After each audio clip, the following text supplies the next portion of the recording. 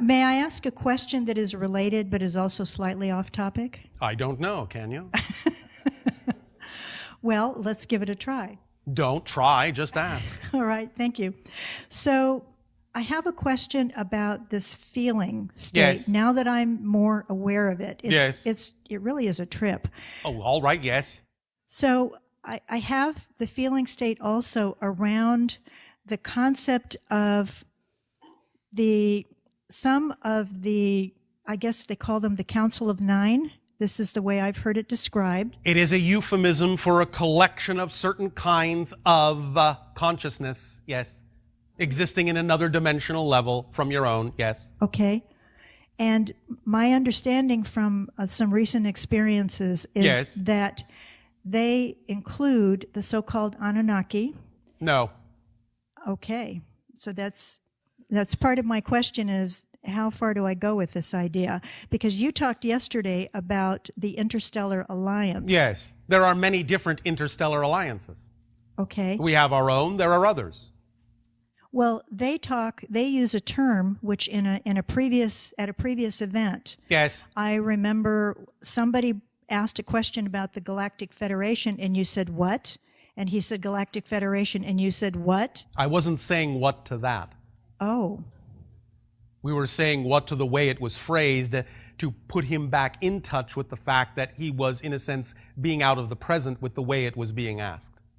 Oh. We understand what is meant by Galactic Federation.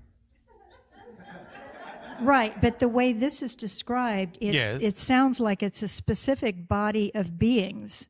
It can be seen and experienced that way. The idea, again, is that all these things are symbols. It's your symbol that represents that level of consciousness. If that symbol works for you, allows you to relate to it in a way that's fun for you, that's exciting for you, use it. But they don't see themselves that way. That's all we're saying. It's a symbol that works in your language, in your reality. So use it if it works for you to form a relationship. That's all right.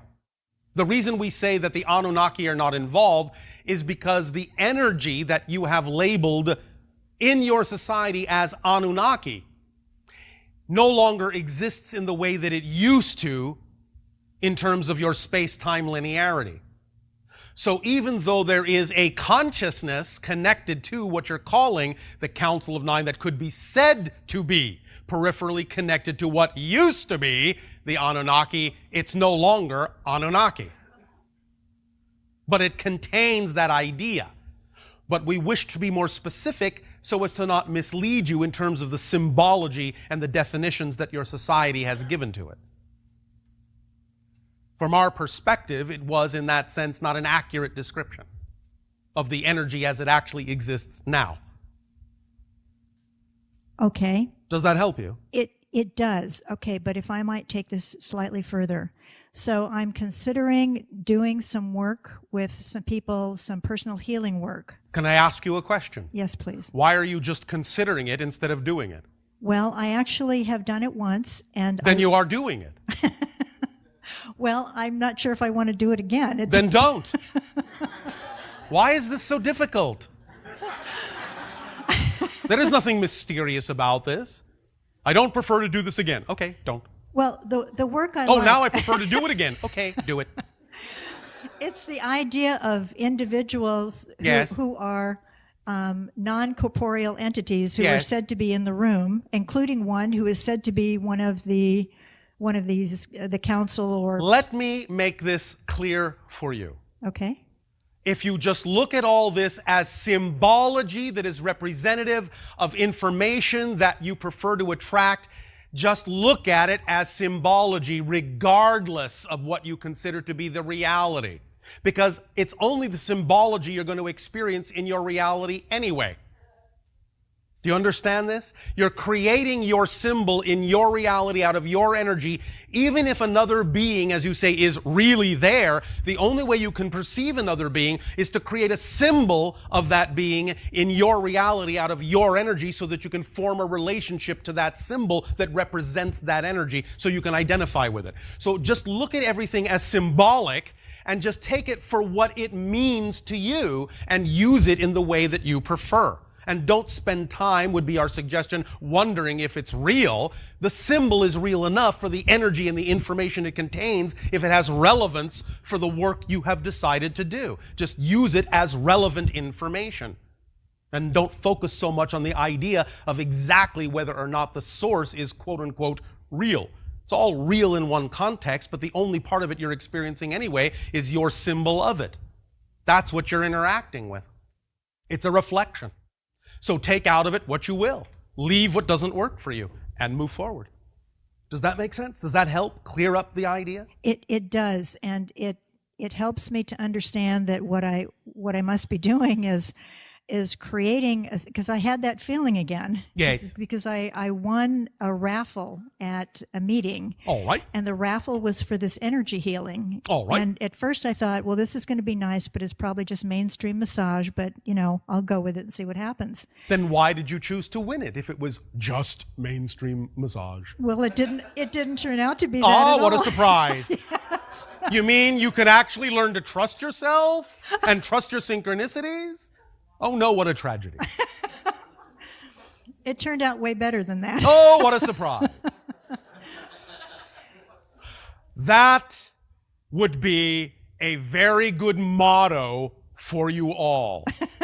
Oh, what a It always surprise. turns out way better. Oh, yes. It always turns out way better. It always turns out way better than I ever imagined. It always does. Yes, I like that one. Oh, all right. You can use it. I'll give you permission. Thank you so much, Bashar. Thank you. I love you. Our unconditional love to you as well.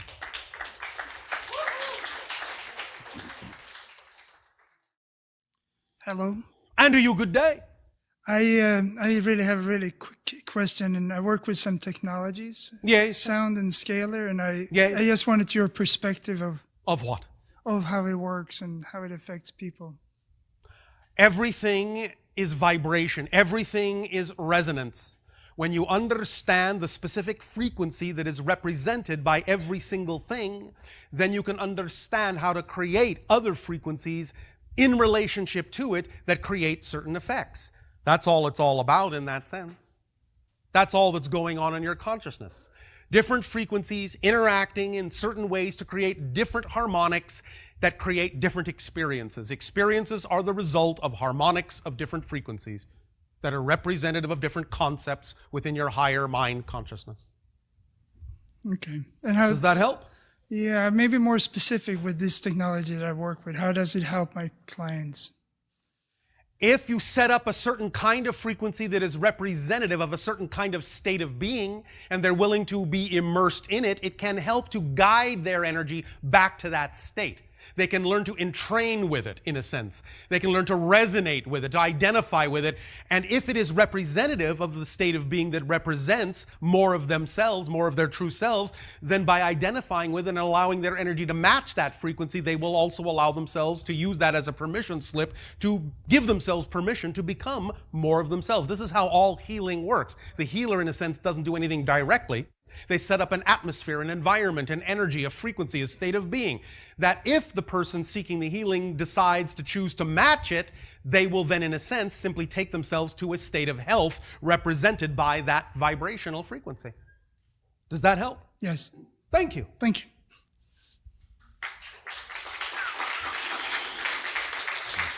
Hi, Bashar. And to you, good day. Mine's a historical question. A hysterical question. Yeah, I'm curious. Was there an actual Jesus Christ, a living Christ? There is, not was. So it's when you talk about the Christ consciousness, it's a continuous thing where the There is, again, the idea to understand in this way. What you call your linear timeline framework, I'll speak in this sense in terms of your time frame linearity. Yes, there was an actual individual named Yeshua who reflected and represented the idea of an expression of what we have termed, using your terminology, the Christ consciousness, which is simply the idea of the collective consciousness of your world. Same thing as Buddha nature, Krishna spirit. You understand? All the same thing. can be expressed through individuals by being more and more themselves. But that energy still exists in a variety of ways, and at the same time, understand it this way. Anything you can imagine is in some way, shape, or form a reality, because you cannot imagine non-existence. So if you say, was such and such real? Is such and such real? Is this real? Is that real? If you were capable of conceiving it, on some level it's real. It may not have the relevance to your reality expression. It may not be the same kind of reality, but it's real. Because you couldn't imagine it if it wasn't, because you can't imagine non-existence. So anything that actually is truly non-existent, you will never be capable of conceiving of it. Ever. Well, then, was the story manipulated? In some ways, yes. But again, it depends on which parallel reality you're talking about, because that being exists in a multitude of parallel realities. Which parallel reality are you in right now, and which story belongs to that parallel reality? Mm-hmm. Because these things change in a variety of ways depending on how you change. Right. So, again, in the way that you mean it, in your space-time linearity, yes, there are individuals who took it upon themselves intentionally to manipulate certain aspects of the story that existed in their particular reality at the time for certain reasons and purposes. Yes? Thank you. Does that answer your question sufficiently? Yes. Anything else you wish to explore? No. Thank you. Thank you.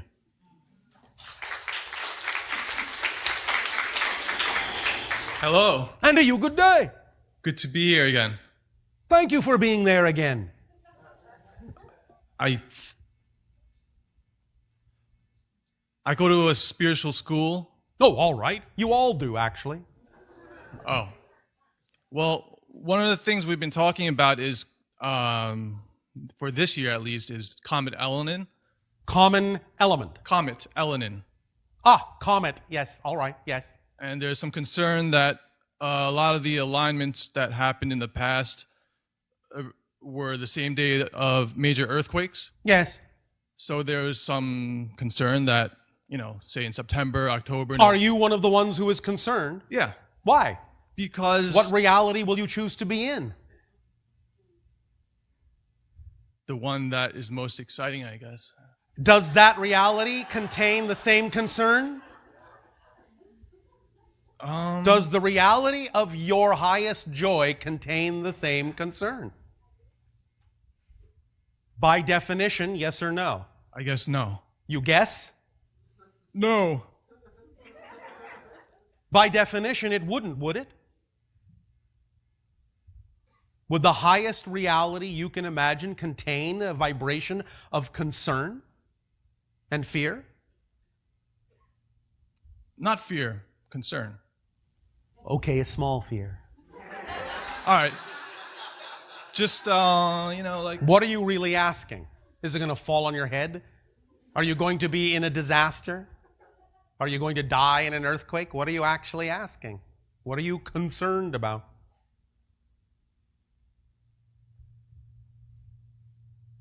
I don't think it's... Okay, I want knowledge on and or information on a reality you say you don't prefer. Why? Because I do prefer it. You prefer the reality where it is going to create those kinds of experiences? No. That's what I said. I'm saying that what is exciting to me about these big events that some people predict Yes. is exciting to me. Not, people dying and stuff like that, but all right. But big changes that totally change everything. That excites me. But everything totally changes everything. That's true. Thank you. That must mean you're excited all the time. Yeah. But Well, there you go. I'm just saying. I know you're just saying. It's exciting, even those things. Yes. Like Yes. you already addressed Nibiru. I was disappointed. Why were you disappointed? Because I was looking forward to a big planet showing up. Why? It would have been fun. All right, well, you can shift to a reality where a big planet shows up. Okay. If that is relevant to the life path you have chosen. Maybe it is, maybe it's not. We'll see.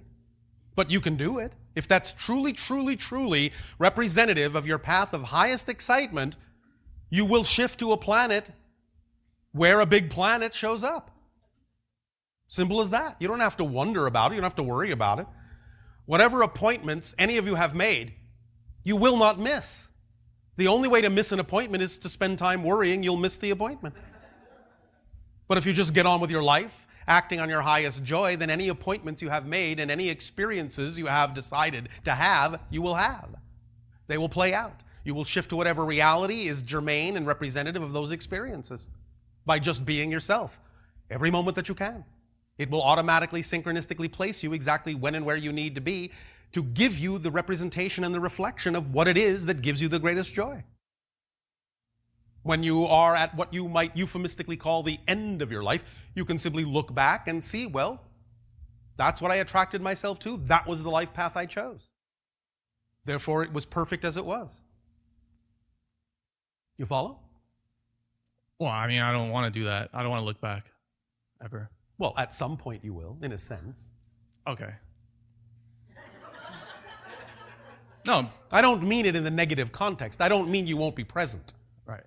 I am simply saying that at some point in your experience of yourself, you will become bigger, in a sense, than this experience. You will contain this experience. And in containing this physical experience, you'll be able to, in a sense, notice. You'll be able to observe how it served you and everything that happened, how it all fit together and provided a reason for you to have that experience. That's what we're saying. Okay. Does that make sense? Yes, no, maybe? I don't know. All right. Good enough. I guess I'll let the next person ask, because Yes? Yes? I don't know if I have a question. That's all right. You don't have to have a question.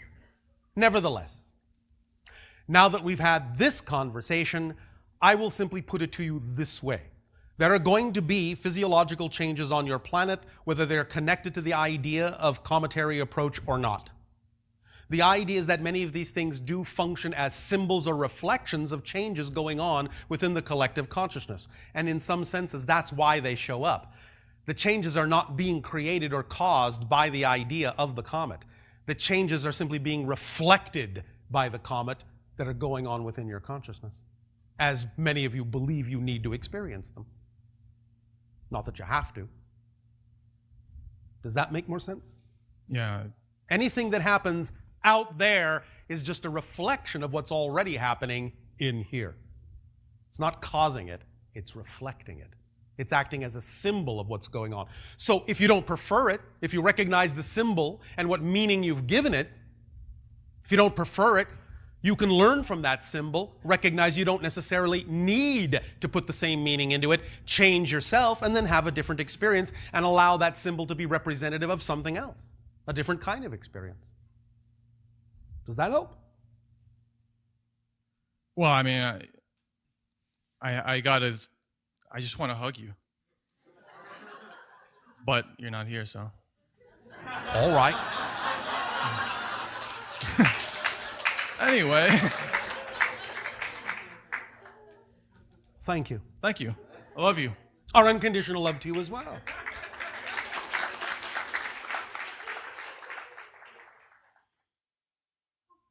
Good day, Bashar. And to you, good day. I feel like I have this karma dharma thing going that I'm creating. Karma dharma. I feel like my greatest excitement is Yeah. also my greatest fears. Many times it is. So my biggest joy would be to go with my greatest excitement and allow the fear to dissolve. You transform the fear into your excitement. Understand what fear is. You only have one energy. You're 100% that energy. You experience that energy as excitement when you filter that energy through belief systems that are in alignment with your true vibration. You experience the very same energy as fear when you flow it through belief systems that are out of alignment with your true self. That's what fear tells you. is you have a belief that's out of alignment with your true self. That's why you're feeling your energy in the form called fear. It's a messenger that brings your attention to the fact that you have that belief system that you don't prefer. So it gets you to understand that and gives you the impetus to find out what that belief is so that you can let it go, replace it with a new belief that is in alignment with your truth, and transform the same energy that you're feeling as fear into the energy you now feel as excitement. That's how it physically works. That's the mechanism. Does that make sense? It does. So what's the fear? What's the belief?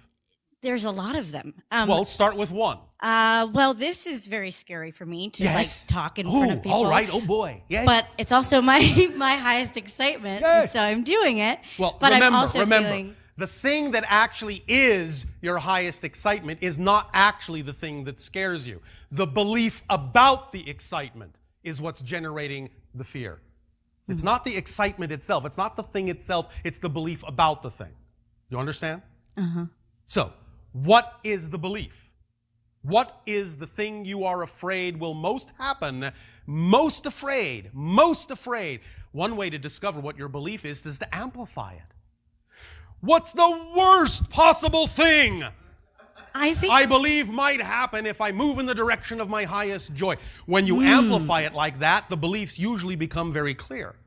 What is the worst possible thing you imagine, you believe might happen when you move in the direction of your highest joy? Name one. One of the worst possible things you're afraid might occur. That I am humiliated and I look like an idiot and fall on my face. How exciting! Do you need to learn the secret mantra? Yes. So what? Who cares? I've done it so many times. Who cares what other people think? Why do you care so much about what others think if you know this is true for you?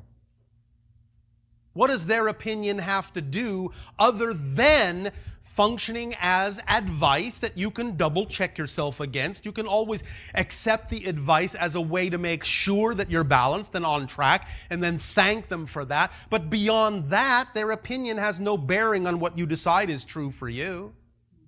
So why do you give it so much credence over your own understanding of what's true for you?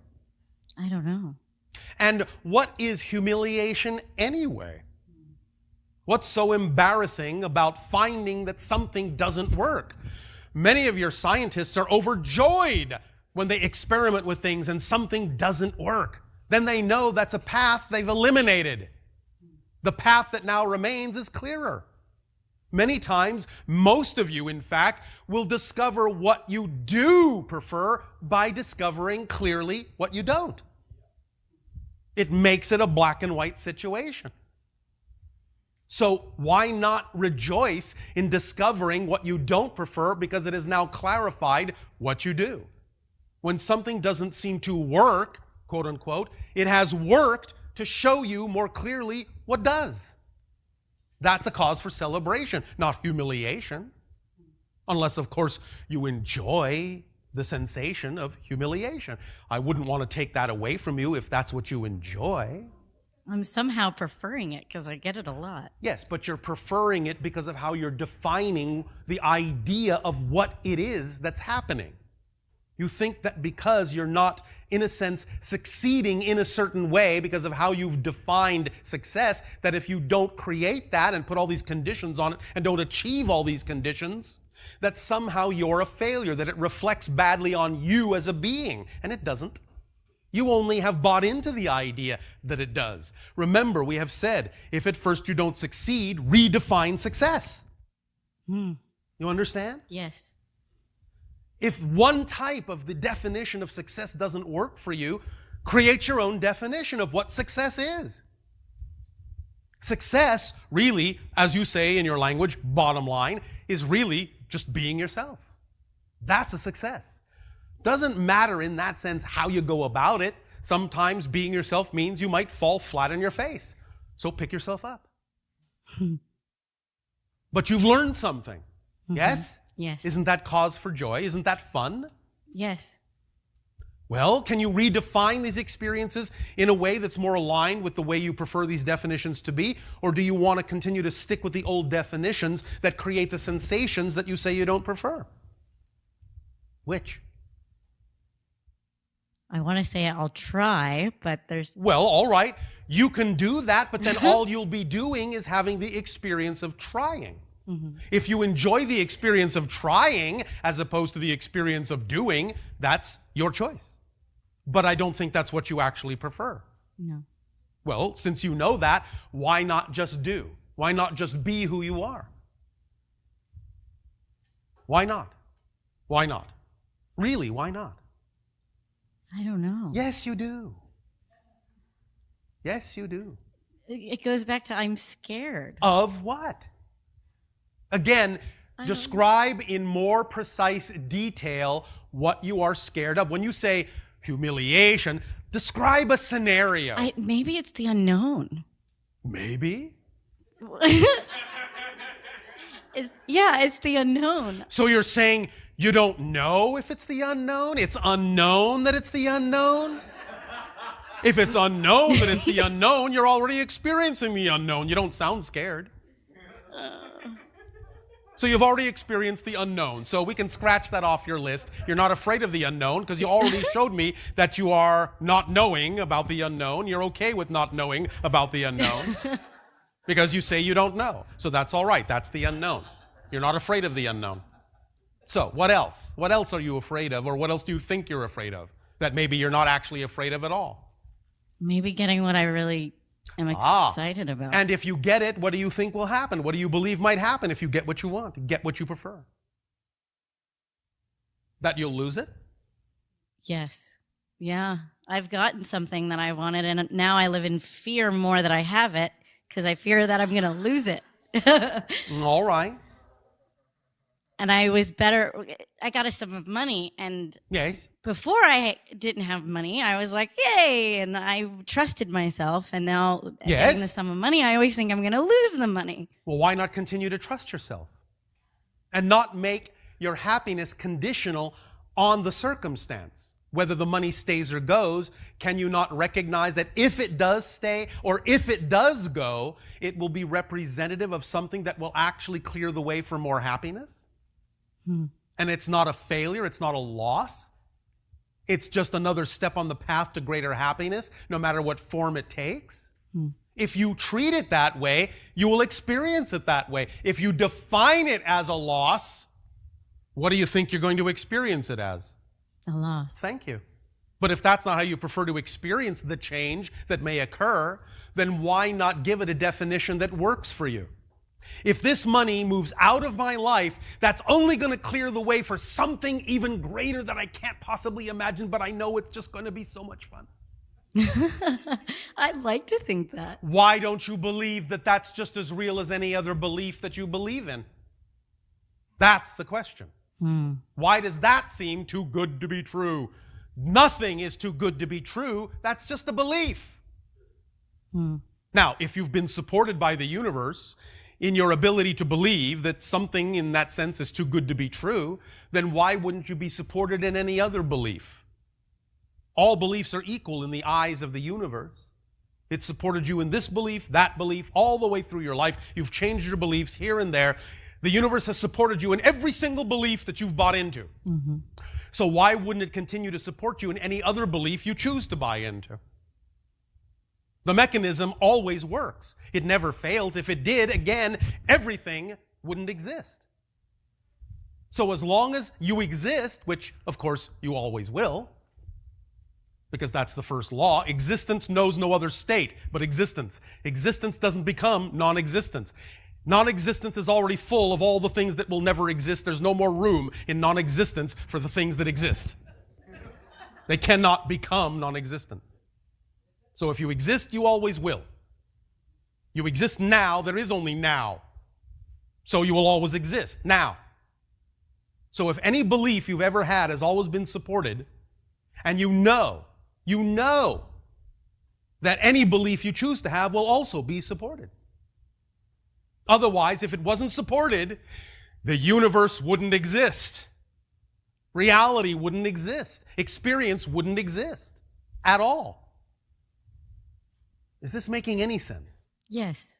Is So it making enough sense for you to actually allow yourself to believe it works for you? I wanted to. Why don't you know that it does based on what we just said? Do you exist? Yes. Then how can it not be working for you?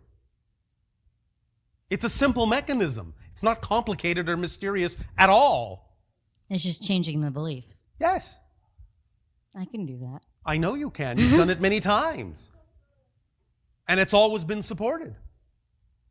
Negative and positive has always been supported. Yes? Yes. Well, why should the next belief be different?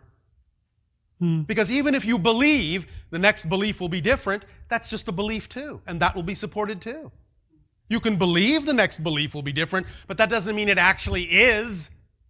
Just because you might believe that another belief won't be supported doesn't mean it actually won't be supported. But you can have the experience that it won't be, because your belief that it won't be supported is being supported. So if that one's being supported, why wouldn't all the other ones be supported? Every belief is being supported. Does that make sense? Yes. Does that help? Yes. Very much so. Thank you. Thank you, Bashar.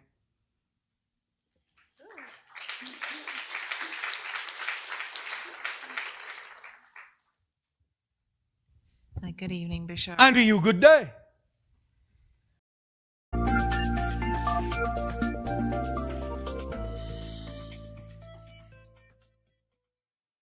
Good day. Good day.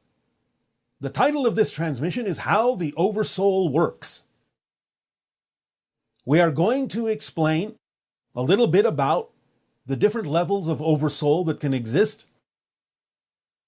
Sometimes this has come up as a question of reincarnation, where a question has been asked about the idea of whether or not people reincarnate, but also whether or not, as has been said in some of your stories and some of your legends, people can reincarnate as different things, such as animals or insects or plants or what have you.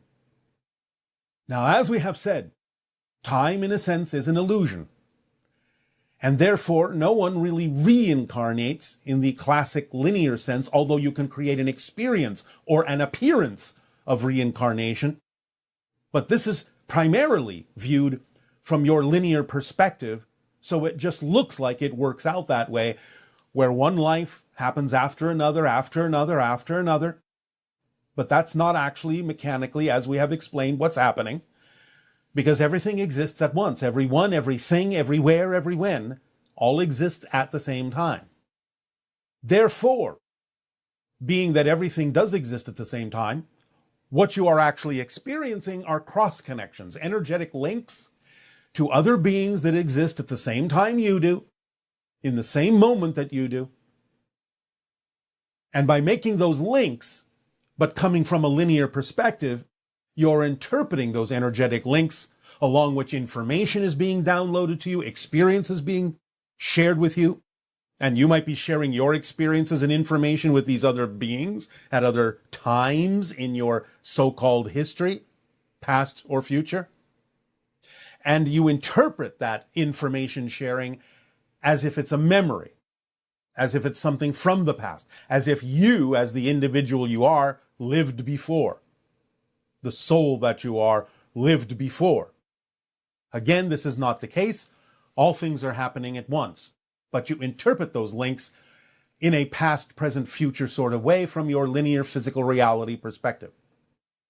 Now, recently the question was asked that an individual experienced a synchronous event with regard to certain animals and wondered, after members of their family had passed into spirit, linearly speaking, were these animals a reincarnation of those individuals, because it seemed to them that the behavior of the animals somehow reflected the people that had passed on, that they were, in a sense, messages from those people. Now, in a sense, this can be so. But again, it's not that that person came back as an animal, reincarnationally speaking. Again, the oversoul contains all of these things simultaneously. The human souls, the animal souls, the plant souls, insect souls, what have you.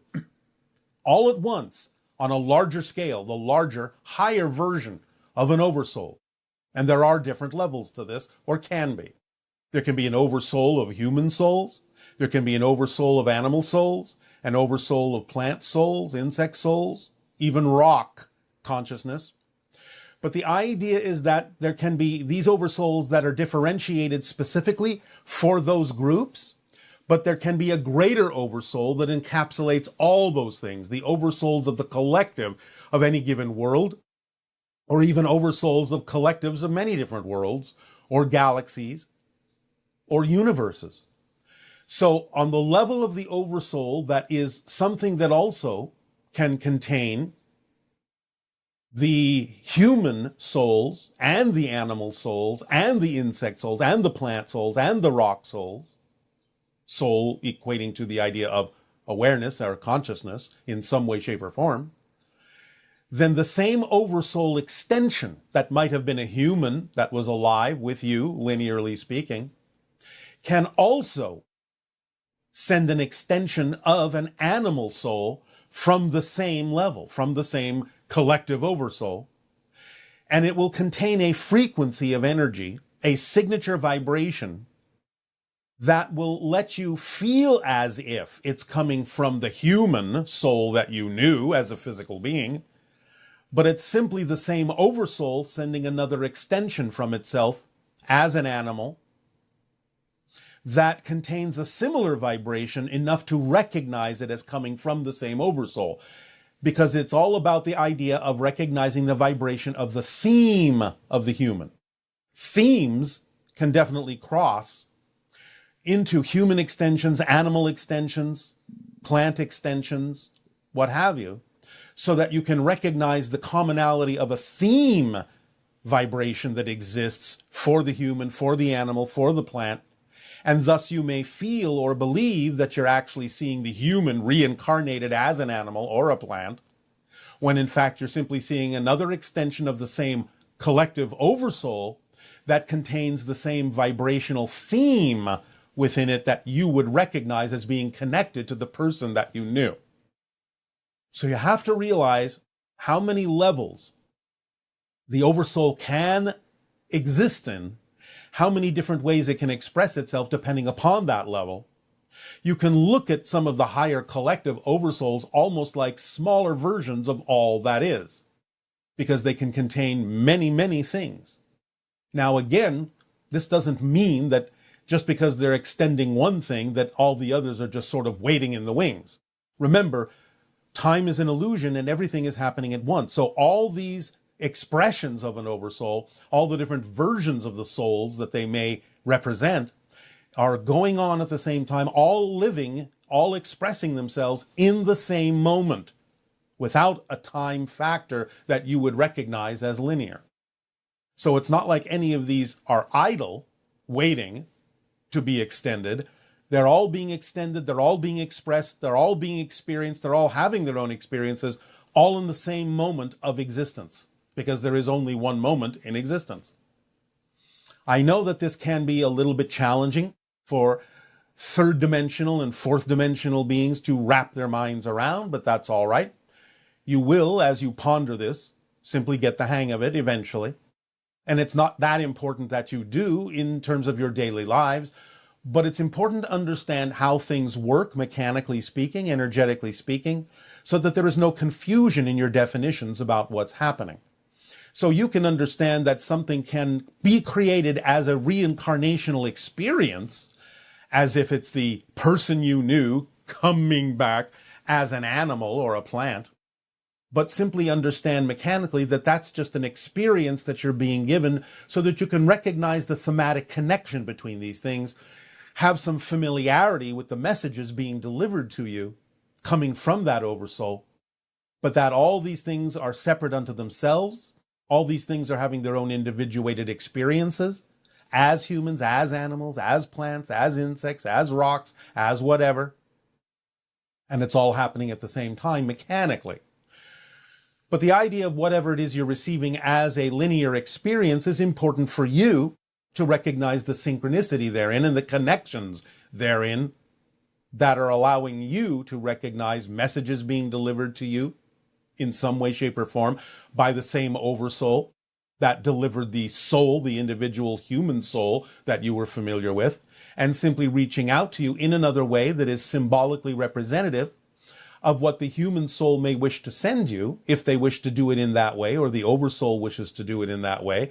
That would be representative synchronistically of a symbol that works for you, that carries the same theme, but is delivered by a different form of messenger that is also important to recognize in your life as a symbol that works for you, with meaning that you've given it, that you've defined it with, synchronistically in your life to propel you forward in exploring what that symbol means to you.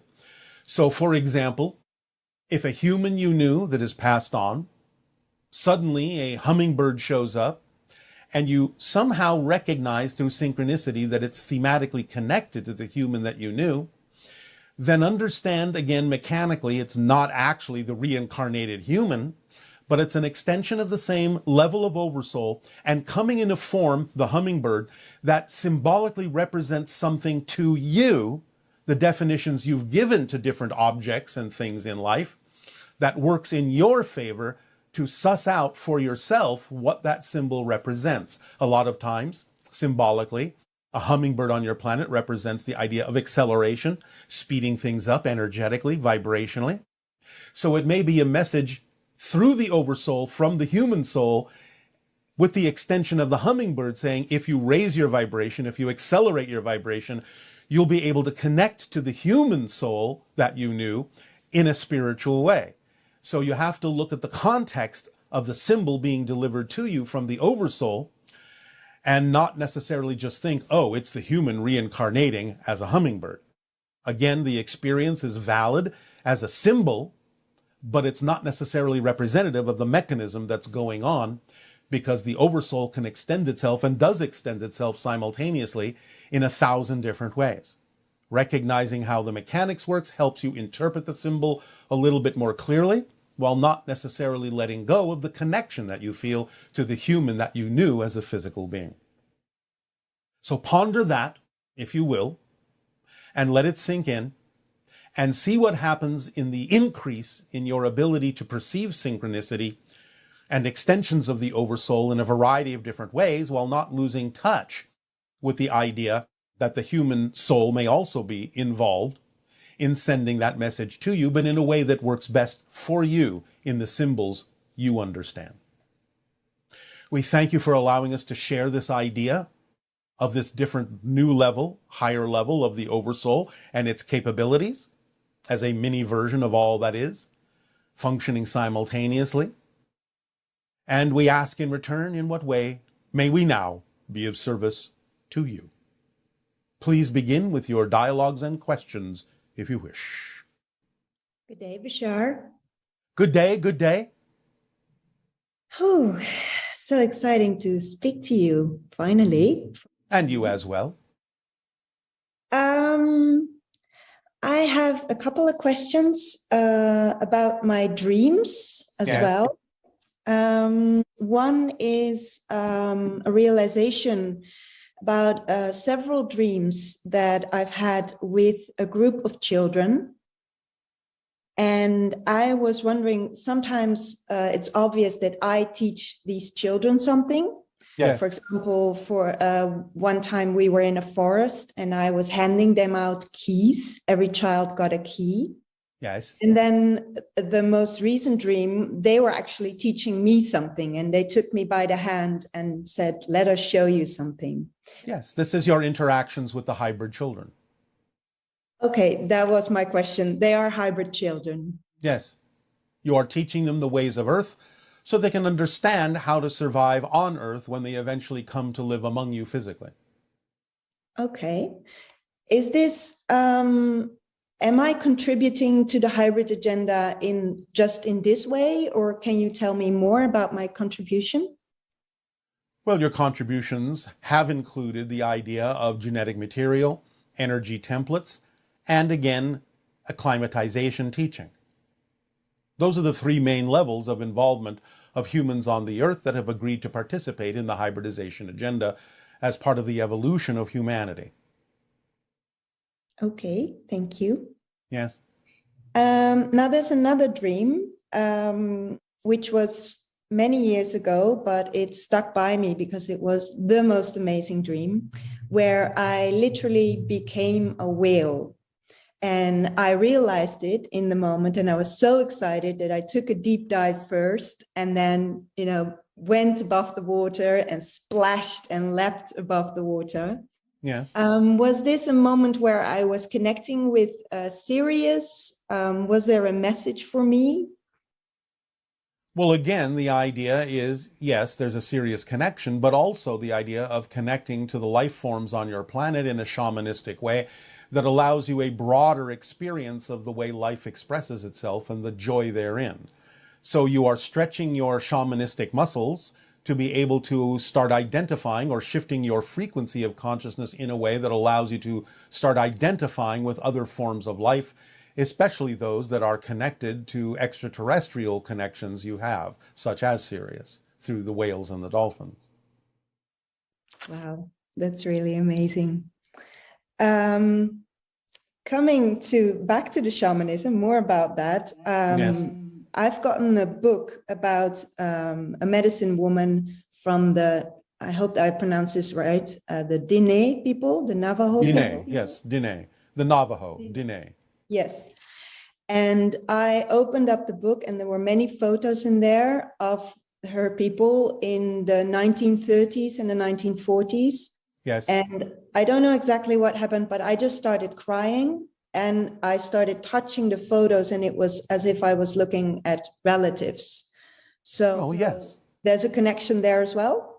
Well, yes, of course. As we have just explained, the idea of reincarnation is simply that everyone exists simultaneously, but you make connections. You make energetic connections to those beings in different time frames that serve you in this life. So with regard to the idea of your connection to the earth, nature, remember, teaching the children in the forest, the idea of shamanistic experiences, connecting to what you call Mother Earth, you have a very strong series of connections to a lot of American Indian tribes, especially those that were exploring the idea of shamanism and spirit and so on and so forth.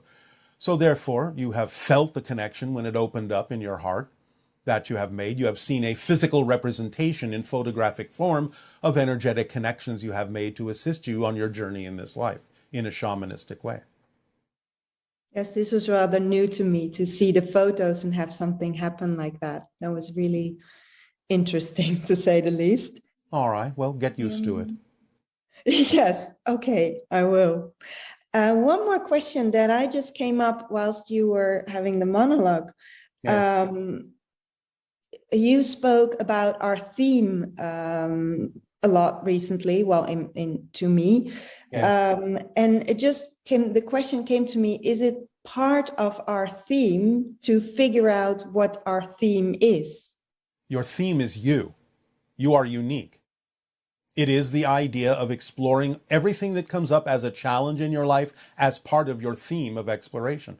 To know yourself as this version of you, as this version of all that is, as best as you possibly can, and express that in your life.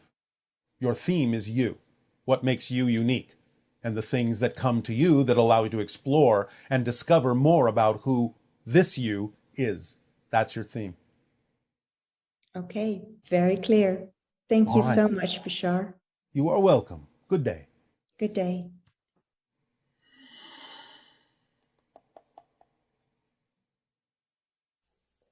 Hello, Bashar. This is Kasia from Denmark. I have a question about precursors. In one of your sessions, you were sharing a little bit information about precursors. And just after your session, me and my husband, we went for a walk. And we sit down on a bench, and suddenly appeared a man who was really observing us. But the way that we both had the feelings that this might be one of the precursors. Can you tell me a little bit about it? And I would love to know a little more about precursors and also how many they are at this moment in Denmark. Thank you very much, and unconditional love to you deeply from my heart. Have a good day. Bye. They are those who walk among you to see if you recognize, as you did, their vibration as being something different from what you would recognize as typical humanity. So, yes, you observed precursor energy.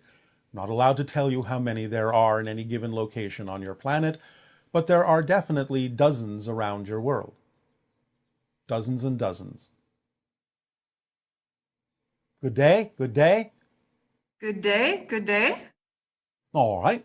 What would you like to discuss this day? Thank you, Bashar. I would like to talk about blending and balancing our perceptions and attention. I believe that we are blended beings, and we are constantly finding a balance between our perception of our physical self and our non-physical self. Yes. And I'm just wondering how, because moment by moment, my attention is also going from my emotions to my body to my mind. And sometimes I find I just find there's so many dimensions. And I'm just wondering if you have any advice on how to keep kind of a balance and evenly distributing our attention so that we stay appreciative and inclusive. You are familiar with the formula that we have outlined for all of you? Yes, I posted on Facebook this week. Well, living it is how you do exactly what you're asking to do. It's built into that idea. That's why we give it to you all, because it contains everything you need to maintain the balance and accelerate your vibration in life. All the tools that are attendant to it, all the things that open up automatically when you follow the formula, are the things that allow you to consider anything you need to consider at any given moment to know yourself more deeply and to remain in balance by exploring whatever it brings to your attention at that moment. Do you understand? Yes, I do. It's a moment by moment being aware and yes.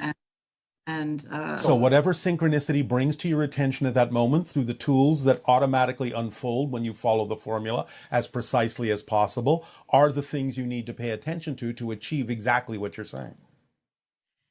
Can I also ask a question about countries such as India, which I will visit soon, which have a very rich spiritual tradition, and how we might how best to introduce sort of the cutting edge channel teachings are quite, we're all equally powerful. Whereas the traditions of India, it was much more almost a hierarchy, and the master and the student. Could you talk a bit about how to marry that better? When the synchronistic opportunity presents itself to share information based on your understanding of these principles, then by all means do so with absolutely no requirement or any need whatsoever that the person you're sharing it with needs to listen to you. Absolutely. And the ascension process, how might we best describe that to people who are sort of reaching out for that new level of awareness of this sort of overall process that we're all, going away from fear towards love? Everything is based on resonance and frequency of energy, vibrations. Therefore, the idea of raising a vibration is tantamount to ascension. So it's an ongoing process. And as you again follow the formula and act on your passion, your vibration is automatically raised. And that is a process of ascension. And when we are co-creating in projects with other people, how best do we sort of, when we're in the planning process of maybe creating a workshop or something about law of attraction, how do we get out of our own way? Well, what is it that you feel is in your way? Well, I just feel that I want to be a vessel. I want to be able to just flow moment by moment with anyone that I'm. All right. However, no insistence.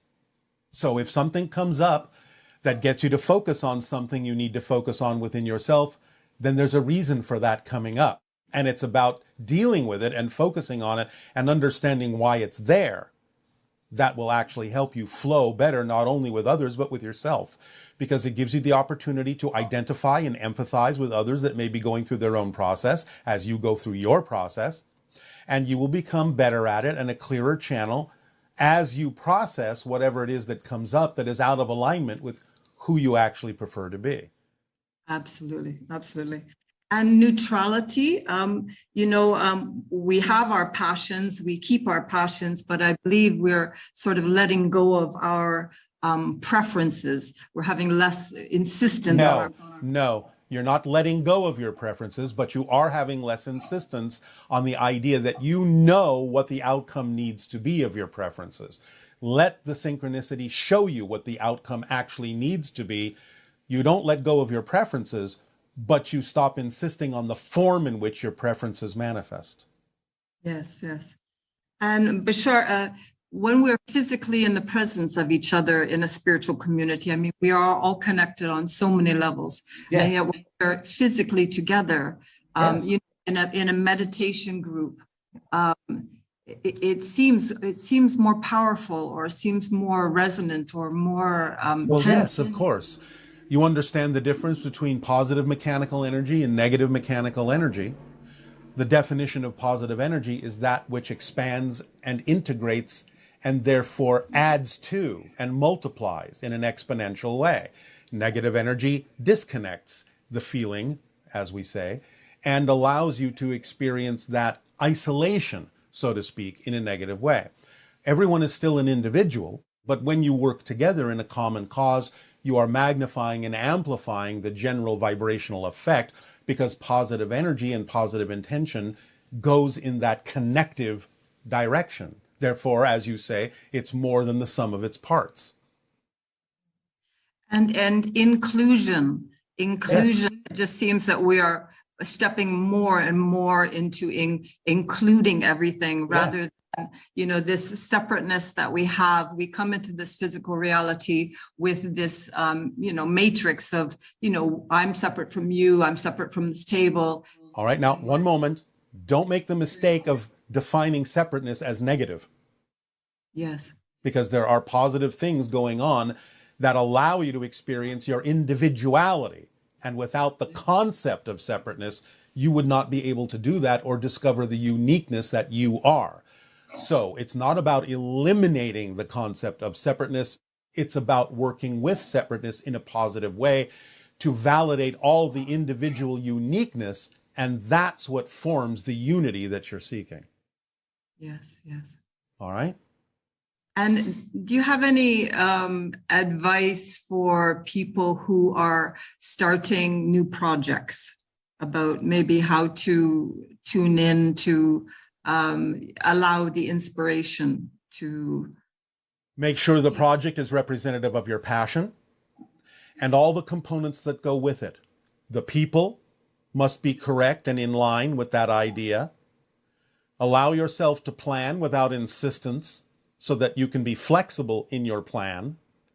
Be open to input from others who are also equally excited about the idea of the project, because you don't necessarily know the ideal path. Allow yourself the flexibility to, as you say, include things while not necessarily losing sight of the idea of the project. Look deeper and allow everyone the opportunity to look deeper in why the project is important to them, so that you don't have to get caught up necessarily in individual insistences about what they think needs to happen in order for that to be achieved, but go down to the basics, because on the basic level, you will find that almost everyone involved in the project has the same basic goal of allowing it to be representative of their passion, something they love, something that allows them to be heard, supported while they're supporting. It's again the puzzle pieces that support the whole puzzle picture, allowing everyone to be themselves, to be the shape that they're truly made in, and validated for who they are, so that they can all connect through synchronicity and allow the big picture to unfold naturally, even though it may unfold in an unexpected way. That would be our suggestions. Thank you. And just my last question. Why do we have so many of our, I don't know if you call them, we are all spiritual leaders and teachers, but so many channeled teachings are coming in that form now. Why is that? Seem to be so independent and so kind of showing us that we are all channeling. Because you have asked all of us to start interacting with you more concretely, more obviously. Because you are expanding your consciousness to be more inclusive of those things that you heretofore didn't necessarily know existed or believe existed.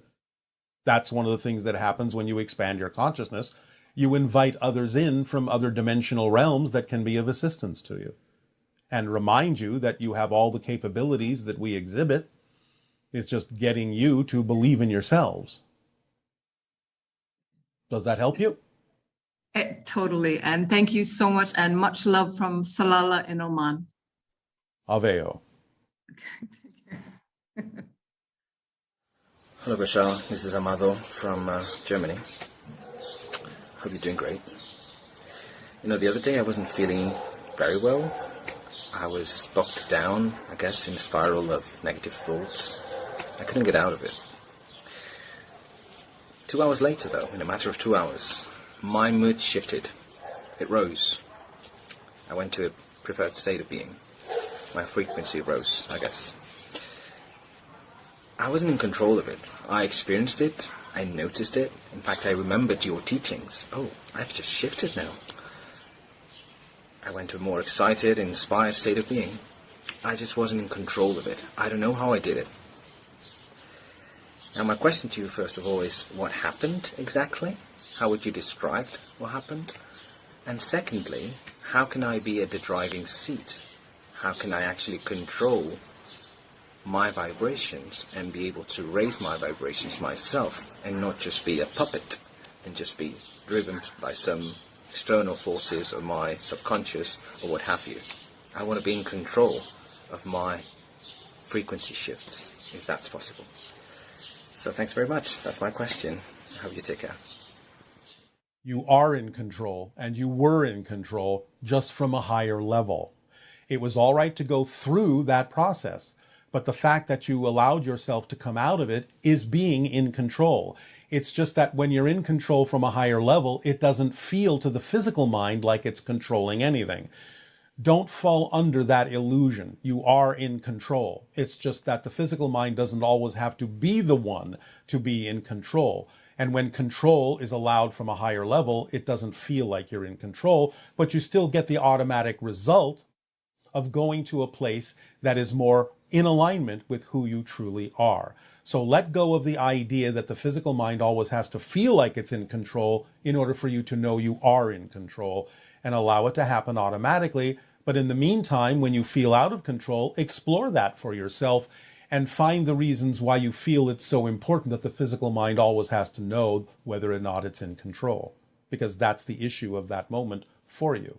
But because you have taken onto yourself some of the things we have shared, then you simply allowed it to function automatically for you. So you didn't necessarily have to feel like you were doing anything. You just know that it will work for you because it's now embedded within you on some level that will always pull you back into the positive side without you having to know physically in your mind that you're in control. Let that go. Hello, Bashar. Hello. Good day. Namaste. How are you? Namaste. Perfect. And you? Good, sir. Thank you so much. All right. What would you like to discuss?